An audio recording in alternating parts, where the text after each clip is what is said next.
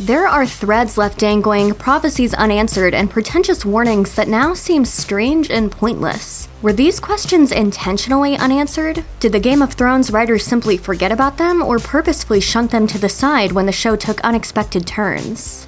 From the White Walkers' introduction in the first episode to the moment Arya Stark dispatched them all with a well-aimed strike, they were a terrifying mystery.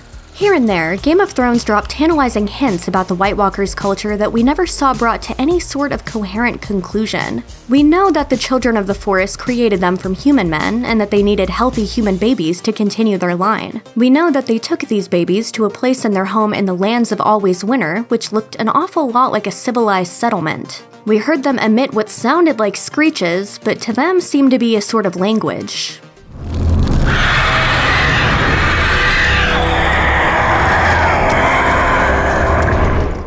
Had they succeeded in tightening their frigid grip upon the world, they might have had plans beyond mayhem and death. Perhaps, as in the books, there were female White Walkers hidden away up north, and a mysterious and unique brand of ice magic unknown to any other race. Early on in the show, Bran Stark was soothed by the stories Old Nan told of the Children of the Forest. They were the stuff of fantasy. Then magic, myth, and monsters became very real indeed. The children, it was revealed, lived in the far north, wielding magic in defense of the Three-Eyed Raven. After the Walkers attacked, the children we'd met perished in their efforts to protect Bran and his momentous future. Now, their fate is one big question mark. Were those children we met the last to exist? Are there more? And can we really believe they'll be content to keep their powerful magic to themselves for eternity? What does their place in the balance of power mean for the future? Their magic nearly brought about the end of the world in their creation of the White Walkers, and they are tied to the man who is now the king of their continent, who is one of only 2 people, along with Mira Reed, to know they exist at all. It seems safe to assume they won't stay silent forever. In the final shot of the series, Jon Snow marches into the woods, Ghost at his side, leading the wildlings home. This is a bittersweet ending, meant as punishment, yet also as something of a spiritual reward. Jon was always at home in the true north, unbound by Westerosi custom. He'll live on as... I am the sword in the darkness. I am the watcher on the walls. I am the shield that guards from the realm of men. But what does any of that mean? The finale surrounded Jon's fate with a lot of pretentious talk, but little of it presented the audience with any concrete plans. Will they rebuild the wall if there aren't any White Walkers? Will he become a new sort of king beyond the wall? Will the new watch root out the cruelty that flourished in isolation, like Craster's Keep and the cannibalistic Fens? All we know is that Jon has returned to the Night's Watch, just as he began the series. It's just that now, we have no clue what that means. Religion runs wild in the world of Game of Thrones. There's the Faith of the Seven, most of Westeros follows. There's the many-faced god, better known as Death. There is the Great Stallion, worshipped by the Dothraki, who they believe will mount the world in the form of a favored follower. And there's the drowned god of the Iron Islanders, who demands devotees ritually drown. So why does the Lord of Light seem to matter more than the rest? From reanimating Jon Snow's dead body to lighting the swords of thousands of Dothraki with a single chanted prayer, the followers of the enigmatic fire god wielded actual power in a way no other religion ever seemed to muster. Some, like the Undying, were able to summon illusions through their mystic practices, while groups like the Faceless Men could assume the forms of those they killed. But the Lord of Light proved repeatedly that he could turn the tide of history with enough sacrifice, devotion, and king's blood. Why did we only ever see miracles performed in his name? After seeing incredible feats performed by his followers, will his religion gain favor in Westeros? Daenerys spent multiple seasons in Slaver's Bay and ended up mired in Meereen for 3 seasons. Ruling, roasting the powerful, and chopping the collars off the oppressed turned out to be complicated. Word came from Yunkai and Astapor that what she had set right had quickly gone wrong again. Ultimately, after compromise, naval warfare, and the installment of ruling councils and fighting pits, Daenerys left Daario Naharis in charge when she left for Westeros, tasking him with keeping the peace in the region she renamed Dragon's Bay. Grey Worm and his compatriots are set to return to Essos, but are they going to do anything in the cities they helped conquer? Has a leader emerged from the native culture as Daenerys hoped? Did the Sons of the Harpy regroup? The Greyjoys promised to help in exchange for an alliance against Euron. Are any of their forces still there? For an area that took up such a chunk of screen time, the audience has been left with startlingly few answers as to its fate. The Sparrows were a pretty big deal for a while. They were the only true sustained threat commoners managed to present over the course of the series. Led by the High Sparrow, they were the dissatisfaction of the public given flesh and voice, so powerful that they brought the Tyrells to their knees and pushed Cersei into reviving the Faith Militant, forcing her into her walk of penance. She had to blow up the Sept of Baelor with the High Sparrow inside just to make them pause. After that explosive season finale, however, they were never heard from again. Did they just stop? This seems unlikely, as they were portrayed as having a massive grassroots movement supporting them, one that seemed to sprawl beyond the confines of King's Landing. Their figurehead perished in the flames, but did people really just accept the loss of the soup kitchens the Sparrows ran? Did the Faith Militant, so fanatically devoted they carved the 7-pointed star into their foreheads, truly shrug and lay down their arms?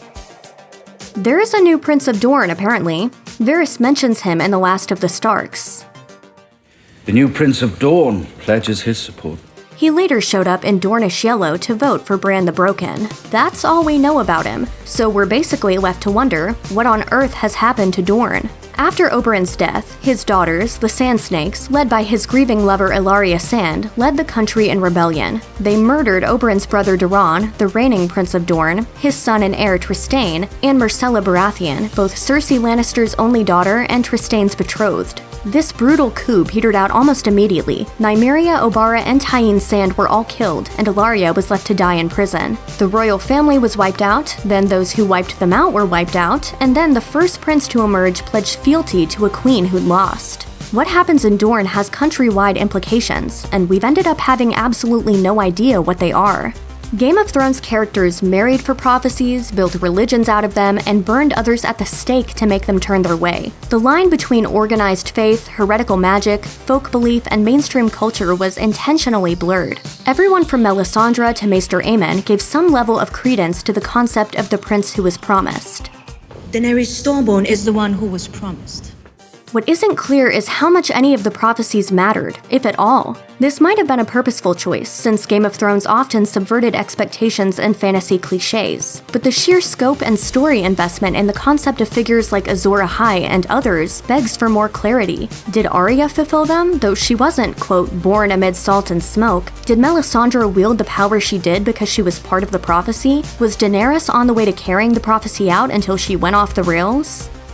Quaithe was the mysterious lady in the metal mask who offered Daenerys a bunch of cryptic advice in Qarth. We learn that she was from the Shadowlands, and she pointed Daenerys toward Pyat Pri when he stole her dragons. She seemed to know things no one else did, and was seen painting symbols on a sailor's back to protect him from the doom surrounding Old Valyria. She appears more often in the books, where she pops up to impart truly opaque warnings. But in the show, she never showed up again. With her unique costume and rarefied knowledge, not to mention her importance in the books, she seemed to be the kind of character we'd absolutely see again, but we never did, and her strange words ended up, like the prophecies, not seeming to have much of a place in the final few episodes. Where did her knowledge come from? Why did she care so much about Daenerys? Like the rest of Qarth, she receded into the background, confined to Season 2. One of the most interesting aspects of the Game of Thrones world is the bizarre seasons. Winters and summers can last for years, a fact elderly characters use to chide young people ignorant of the difficulties of winter.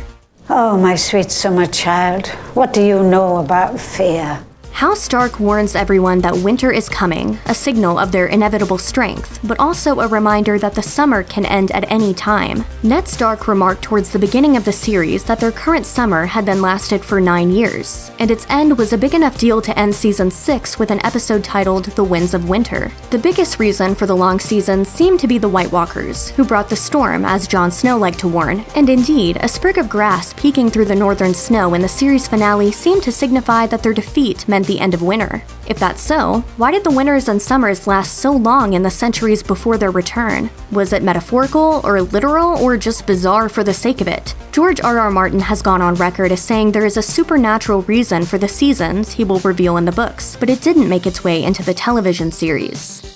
Bran Stark began the series as a little boy who loved to climb, and ended as Bran the Broken, first of his name, King of the Andals and the First Men. In between, he had the most conventionally magical journey of any major character. Much was made of his ability to warg, or see through the eyes of people and animals, bending them to his will. Yet this power faded in favor of his ability to perceive all events, past and present. Now that he's king, one wonders if warging even mattered. He didn't use it to turn the tide in battle, he used it for reconnaissance at most. He didn't use it to become king. It didn't much matter at all for all the time spent on it. Tyrion makes much of Bran's underdog story, but he's also placed someone capable of mind control at the top of the Westerosi hierarchy. Doesn't that give anyone pause, especially given how little Bran cares for everyday human concerns? You don't want it. I don't really want anymore.